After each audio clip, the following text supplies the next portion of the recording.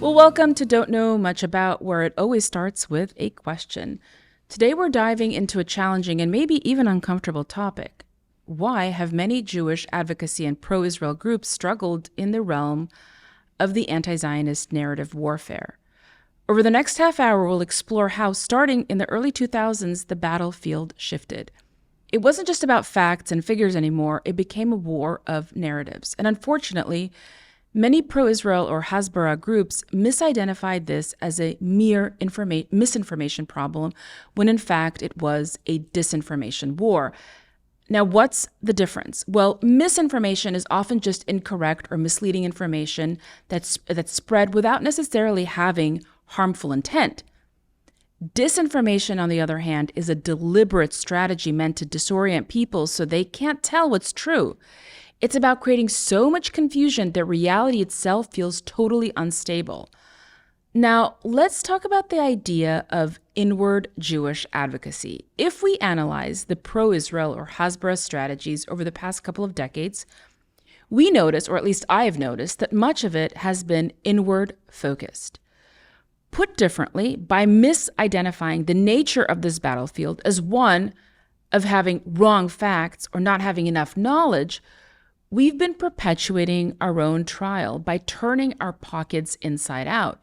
Here, we said, we have the receipts to prove that we're not colonizers or apartheid. This inward strategy is made up of three subsets. The first is I call the looking at the self approach. That means hosting events like "This is what a Zionist looks like," or "Ask me anything, I'm a Zionist." Essentially, in this subset, this look at the self one, you're putting yourself under a magnifying glass, thinking that if you just explain yourself enough, people will understand and sympathize. But what happens is that you end up perpetuating your own trial, talking about yourself over and over, rather than shifting the focus onto the false accusations or the accusers themselves. Just reflect for a moment on any other minority group that has successfully advocated for themselves. Think for a moment of the Black civil rights movement or the women's rights movement. When did any Black rights movement ever think that it was a good thing to send Black students onto campuses or into hostile spaces and told them to table with signs such as "This is what a Black person looks like," or "I'm Black, ask me anything," or "I'm Black, I have a right to exist"? No, they pursued a very different strategy. More on that in a bit.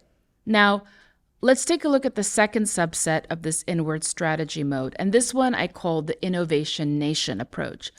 This is where you try to highlight all the wonderful things about Israel, hoping to align the values that you think will resonate with a particular audience. So for example, in left-wing spaces, you might emphasize Israel's diversity, pluralism, LGBTQ rights, or environmental innovations. But again, you're still talking about yourself, trying to win approval on someone else's terms.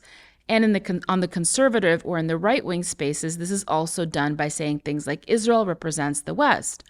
Now, they're both true. Israel is the most diverse country in the Middle East, and it does, in some ways, represent the West, for Jewish civilization birthed the concept of the West. But again, in both, you're still talking about yourself, trying to win approval on someone else's terms. And then there's the third strategy. This one I call setting the record straight, or the facts mode, going into facts mode. This means responding to accusations with a barrage of facts. If Israel is accused of colonialism, you counter with historical data. If Israel is accused of genocide, you counter with the demographic facts. But in doing so, you're still trapped in a cycle of defensiveness, reinforcing the very accusations you are trying to dispel. So all of these are forms of what we call inward advocacy, and they keep the conversation focused on us. And interestingly enough, that's exactly where the anti-Semite or the anti-Zionist wants you to be. They want you, they're demonizing us, but they want the spotlight on us, talking about ourselves in an effort to keep on turning the pockets out. What I want then to propose is a different strategy, an outward advocacy approach, one that shifts the focus totally away from us, from trying to explain ourselves, and instead challenges the narrative itself. Now, you probably think that challenging narratives involves going into strategy 3, this setting the record straight mode, but not at all. It means exposing a hate movement that has long gone unnamed and, as such, not identified.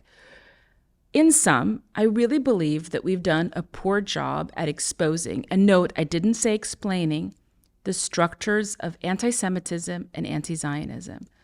So I want to tell you a story here. When I went to college, I encountered anti-Zionism. And the only reason I recognized it for what it was, rather than mistaking it for mere criticism of Israel, was because my parents had lived through it. They came from a country where anti-Zionism forced them, along with 2 million other Jews, to flee intense persecution. They told me all about it. So when I saw it on campus in the early 2000s, I knew exactly what I was witnessing.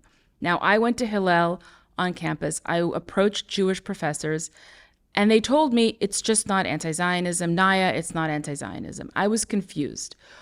What they meant was that anti-Zionism shouldn't be confused with hate, that it was simply political criticism. Now, at that time, remember, I'm only, 19, 20 years old. I didn't have the historical literacy or vocabulary to explain to them that they were wrong, very, very wrong. Now, I kept fighting on campus, but that's not the point. The point is that when anti-Zionism reached American universities, Jewish advocacy pro-Israel nonprofits emerged to respond, and they tried to triage this problem, but they never actually named the hate movement for what it was, anti-Zionism. Instead, they fought it through inward strategy. What then is the measure of success in exposing racism or sexism to the point that people no longer want to participate in them? The success, I think, of combating these hatreds was not achieved by trying to prove that Black people are humane or human. It came from relentlessly naming and condemning the hate movements themselves until racism and sexism became morally unacceptable. Now, I'm fully aware that the Jewish people are not like other people. This is not a statement of superiority or moral hierarchy. It simply is an acknowledgement that we have a distinct role to fulfill in this world. And because of that, I'm really quite certain that frameworks designed and were built for others, they won't work for us in the same way. Still, I do believe that our responsibility remains to manage the hatred directed towards us. We may never be able to eradicate it entirely, but we can contain it, keeping the anti-Semitism and anti-Zionism at their lowest possible levels. The first step in all of this is educating ourselves. Jewish people need to understand the history of anti-Jewish movements. And I think that they could be viewed broadly within this idea that I came up with, the 3-act play. So Act 1 is called anti-Judaism. Act 2, anti-Semitism. And Act 3, the act we're living through today, is anti-Zionism. All 3 acts share a common method for demonizing Jews, through libels. Now, it's essential that we educate our community on what a libel actually is. Most people don't know the word's true meaning. It's not simply a lie. A libel is an accusation deliberately designed to damage and demonize a group of people. In the era of anti-Judaism, the libels claimed that Jews were Christ killers. That was the deicide libel. Another libel that arose during that time is the blood libel, which accused Jews of kidnapping non-Jewish children for blood ritual purposes. In the era of anti-Semitism, a new set of libels emerged, that Jews were race polluters or dual loyalists. And today, in that 3rd act that we're living in, anti-Zionism, we face the colonizer libel, the apartheid libel, Zio-Nazi libel, genocide libel, all serve the same purpose, to stigmatize and demonize Israel and the Jewish people. That's really essentially how libels work. Once they are deployed, hysteria follows. After all, if there were truly a people who kill babies for ritual or commit genocide, that would be evil. That's the power and the danger of the libel. So how do you respond to these libels? Take the genocide libel, for example. In the setting the record straight strategy of inward strategy mode, we have been told to explain the definition of genocide, that it's important to show that intent matters, and then to show that there could never possibly have been a genocide in Gaza since the population numbers have been growing since 2005, the year Israel disengaged from Gaza. But that strategy is born of thinking that your accuser is misinformed, but that's not at all the intent of deploying any libel. Here, we're talking about the genocide libel. It's not rooted in misinformation. The goal is to demonize, and that really is it. It's that simple. And so I urge Jews and the many Jewish allies not to engage in this type of advocacy in the fact mode. So let me tell you a story. In the late 1940s and early 1950s, Joseph Stalin unleashed what became known as the doctor's plot libel. He and the Soviet state accused Jewish doctors of deliberately killing top Soviet officials while treating them medically. The result of that libel was mass hysteria. Jewish doctors across the country lost their jobs. One of those officials, there was an official whose name was Andrei Zhdanov, a high-ranking Soviet leader who had been treated by a Jewish doctor for a heart condition but died of a heart attack. In fact, many top Soviet officials were being treated by doctors who happened to be Jewish. Now, do you think Jews in the Soviet Union defended themselves against this libel by proving that Jewish doctors were good or by presenting data to show their competence? Absolutely not. They understood exactly what this was, an updated version of the blood libel. They never once defended themselves. They didn't go into setting the record straight mode. And speaking of the medieval libel, do you think that Jews at that time tried to counter the accusation by proving that Jewish dietary laws, kashrut, forbid the consumption of any blood? No, they didn't. So you must understand that the genocide libel or the colonizer libel or the apartheid libel, they disguise themselves as form of political criticism. But their goal is the exact same as that of the blood libel, the deicide libel, or the doctor's plot libel. Those who spread these libels want us to rely on facts, to keep talking about ourselves, and they want us to take the stand in our defense because all of this is still about keeping us on the defense. So what to do instead? It's so easy, I know, to criticize others. So let me try this. Try not to engage with a libel. What? You're probably like, how come? What do you mean? You just let the accuser get away with it and leave the space unchallenged? No, that's not exactly what I said. Do not engage means you treat it like you would any form of abuse. Let me model it for you. So imagine there are two people, person one and myself. Okay, person one says, are you okay with your country committing genocide? Me. So what you just did there is called a genocide libel, and it's born of a pattern in history that vilifies Jews and Jews alone for crimes. The person will respond as follows. Nice tactic, avoidance. But you didn't answer me because you know deep down it's a genocide. Way I know, you'll probably avoid all the other truths, which is that Israel is a settler, colonial, racist, apartheid regime. What will I respond?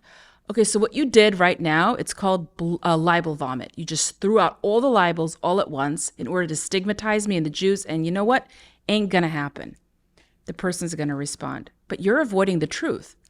And I say, no, your goal is to demonize me and my people, and I won't stand for it. The person will respond, you don't even want to have a conversation? See that, everyone? Look at the Zionists. Look what they're doing. They don't even want to ask the question. They don't even want to engage in dialogue. Me.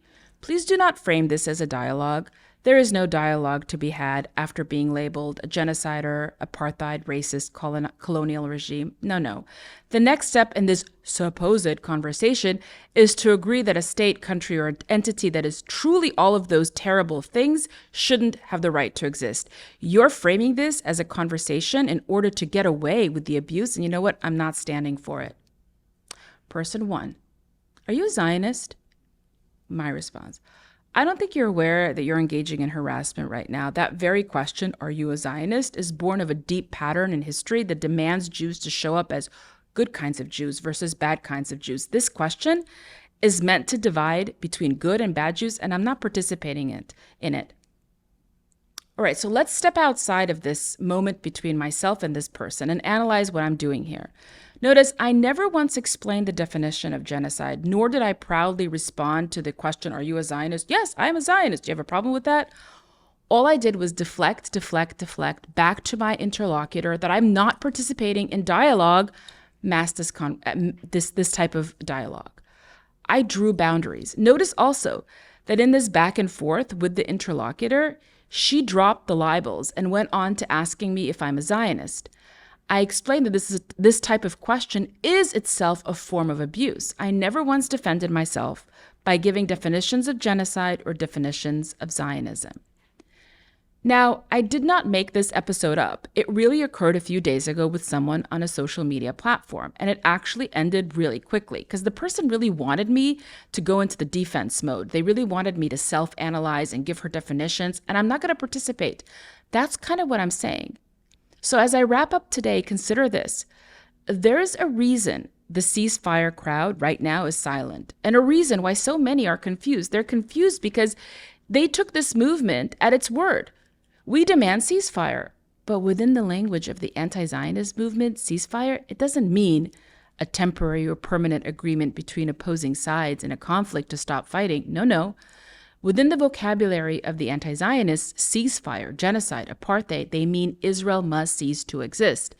Indeed, the vocabulary used by the anti-Zionist movement, just like the anti-Semitism movement, and by the vocabulary of ceasefire, genocide, famine, scholasticide, colonialism, apartheid, Zion-Nazi, is all in service of the ultimate goal, the cessation of Israel's existence as a Jewish state. Take again that genocide libel. It is not that there ever was a genocide in Gaza, or take famine, that there ever was a famine, but that the very existence of Israel is itself equivalent to genocide. As such, the only way of truly achieving a ceasefire for those who deploy those words is by ending Israel. And anyone who claims to want to dialogue with you about Israel but deploys a vocabulary rooted in a structural system that seeks Israel's destruction is abusive, for there's no true dialogue to be had after a state or a country is called or labeled apartheid, colonial, or genocidal. The conversation ends with the destruction of Israel. It has to. There's just no other way. In sum, reflect on how you approach these types of conversations. Are you doing inward advocacy? If so, which type? Looking at the self, this is what a Zionist looks like, innovation nation, cherry tomato, setting the record straight, going into logos, trying to appeal to logos mode. Why not try a different approach where you recognize that you are dealing with a really pernicious movement, here being anti-Zionism, whose entire purpose is to hoodwink you into believing, or at least thinking, that this is about wrong facts. Try the outward approach where you name the strategy used by our accusers, your accuser or interlocutor. And I'm just going to end with another small story, which is that many of my former students who are on campuses today have shared with me that they feel absolutely demoralized and that strategies most of the pro-Israel advocacy groups are giving them are not working. They're not working, guys, because the battlefield has been wrongly identified. So what to do? I'm an educator. I believe in education.